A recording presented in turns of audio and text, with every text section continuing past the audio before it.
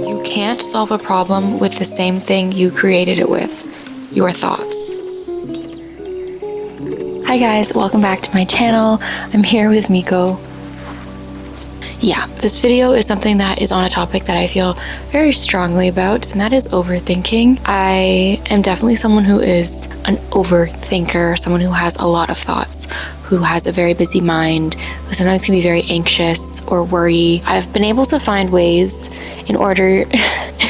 Hello, my first tip is to get a pet. But as I was saying, I used to catch myself feeling so overwhelmed with my own thoughts that I would literally be like irritated at my own mind. Like I would just be like, stop, like, please just like stop thinking because you're thinking too many thoughts. Honestly, I can say that doesn't happen as often as it used to anymore. And I really think that comes down to the tips that I'm about to tell you. I feel like I've been able to learn how to control and manage my mind and make my mind a little bit more of a peaceful, quiet place. Even in the moments when I do overthink or when something is going wrong or when my brain is naturally going towards analyzing all the potential problems that could happen from this one situation or whatever, I'm able to bring myself back to a place of like peace a lot faster than I used to. And I think that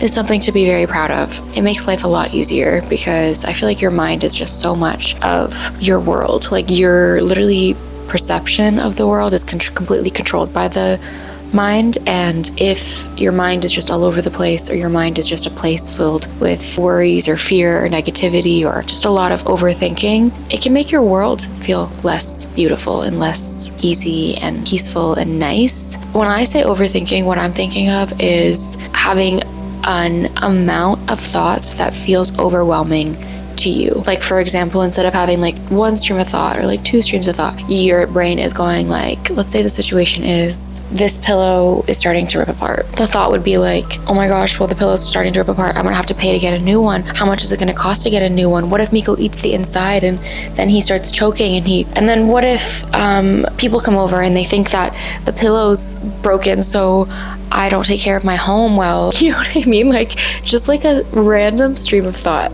but like those thoughts all at once and having so many more of them. And typically they are not for situations as small as having a rip in your pillow. Typically they're situations that are a little bit more serious, which makes the thoughts feel more valid. The first thing I'm going to say, a statement that I think really helps you understand what is going on with your overthinking, is you can't solve a problem with the same thing you created it with, your thoughts. The problem that is coming up, this issue of overthinking, is a problem of your thoughts, right? Like you keep having all of these thoughts. And typically when we start overthinking, if we're trying to stop overthinking, we'll start thinking about the ways that we can stop overthinking. You're like, okay, how can I stop overthinking? Like what are the techniques I can use to stop overthinking? All that's gonna do is just make you think more, right? And so sometimes it's a good idea to just step away completely from your thoughts and be like, okay, how can I bring myself back into my body or into some sort of physical in this world? Like whenever I start to get really in my mental, the thing that I try and remember I need to do is get grounded and be here now, and not in my mind here now, but like physically here now. Like literally sit and watch the trees sway, and although your thoughts may still be going, just try and like really be present with the tree and its movement, or play with your dog and really get immersed in playing with the dog. My favorite and personal thing that I go to when I'm overthinking is my breath. I rely on my breath for so much, and I feel like it's such an underrated tool. Everyone talks about the importance of having your breath and learning how to breathe and deep belly breathing and all that stuff, but I also think it's still really overlooked in day-to-day life. The amount of people that I feel like wouldn't click on a video that's talking about meditation or deep breathing because they think like, ugh, like either that doesn't work for me or like, ugh, it's just like it's not actually helpful. I am telling you, that is the most helpful thing you can learn to do for yourself.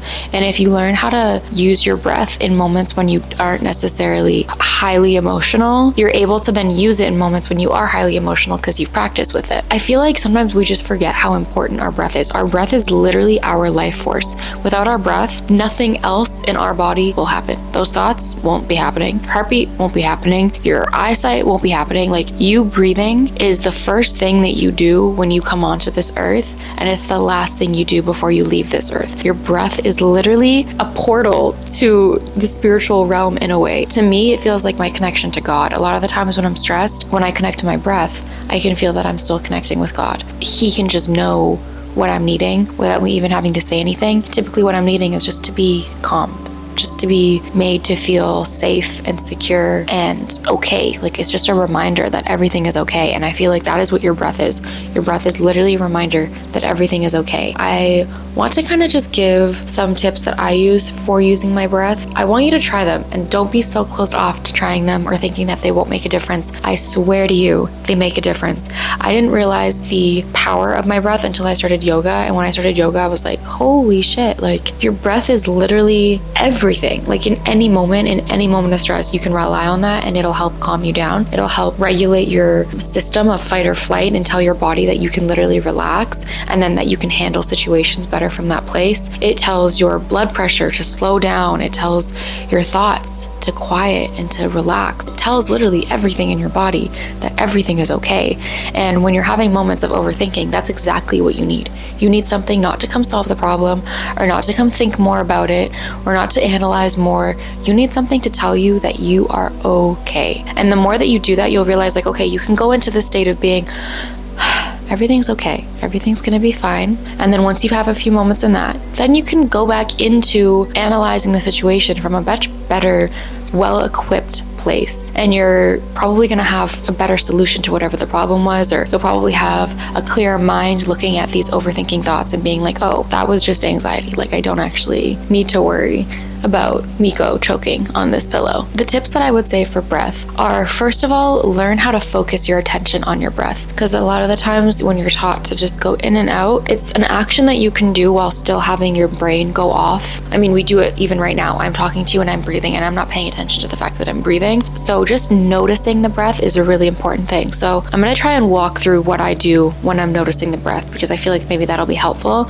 Okay, I think the thing that I notice, some people say they notice the air coming in through their nose, like the actual holes. You can do that, but I like to kind of do it almost like in my nostril. Like, I feel like I notice the breath in like where the nose connects to like the rest of my skull, which sounds so weird, but like that's where I feel it most deep. Like, I can feel the air being pulled in to my body, and I feel like that's where I notice it. And same thing going out, actually. I notice the air passing through like into the actual nose, and I feel like that's where I notice the air going out. But if you can feel and focus the temperature of the air coming in and out through the actual like entrance of your nose, that also might be helpful. Like, when you breathe in, it's cold. When you breathe out, it's warm air, because it's just been in your body. You might be able to notice that. I just don't notice that as often. And then another thing you might notice is the rise and fall of your chest or your stomach. So when you breathe in, your chest tends to fill up. It gets like more expansive. It lifts. When you breathe out, it kind of compresses and goes in. So maybe you could notice like the action of your body or what's happening in your body as you breathe. That's just really helpful. Like, I swear, I promise you guys,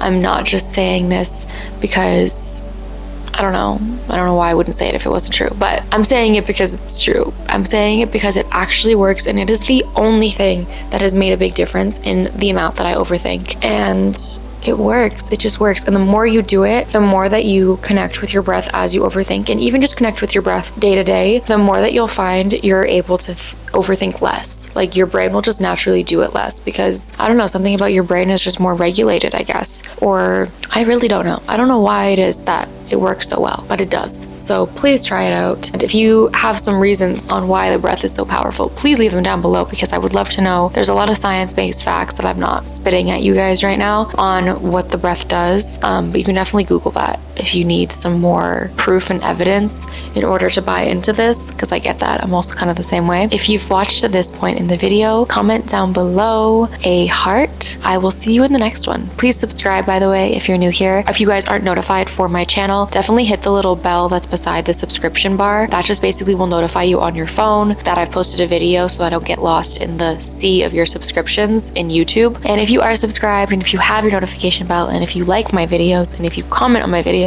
and if you support me from within, from afar, I love you so much. Thank you so much for being here. Quick little video, but I feel like it's really helpful for me, and hopefully it'll be helpful for you. I love you guys. Check out my other videos. Don't forget to comment down below the heart. Toodles. I'm done rambling. Okay, bye.